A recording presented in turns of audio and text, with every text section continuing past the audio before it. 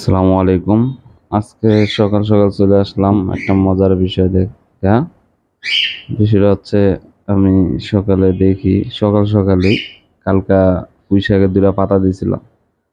দেওয়ার পর সকালে দেখি সব মাছ রেশমি, মানে অধিকাংশ রেশমি, আশেপাশেও আছে, এই দেখেন আশেপাশেও আছে, ওই যে মানে এদিক সেদিক আছে, থাকলেও অধিকাংশ রেশমি এখানে চলে আসছে, মানে সব এক জায়গায়। এরা পুঁই শাকটারে কি সুন্দর মজা করে খাইতেছে, দেখেন পুঁই শাকটা একদম পুরা ধীরে ধীরে ধীরে ধীরে খাইতেছে। দেখেন কিভাবে সব এক জায়গায় গলে রয়েছে। দেখেন, এই দেখেন, দেখছেন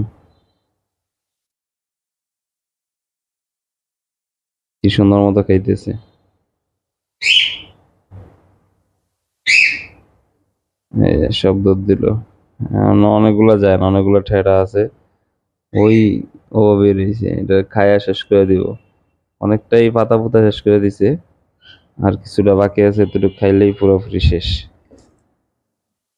তো আপনারা কারা কারা রেশমি পুঁই শাক খাওয়ান জানাবেন কমেন্টে।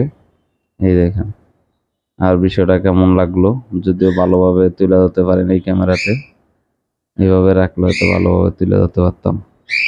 দেখছেন, কার কার ভালো লাগলো জানিয়েন, আর আমার এই সেট আপটা কেমন হয়েছে তাও জানাবেন। এই যে উপরে কিছু প্লান্ট দিয়ে দিছি, এভাবে সাজাইছি। ঠিক আছে, ধন্যবাদ।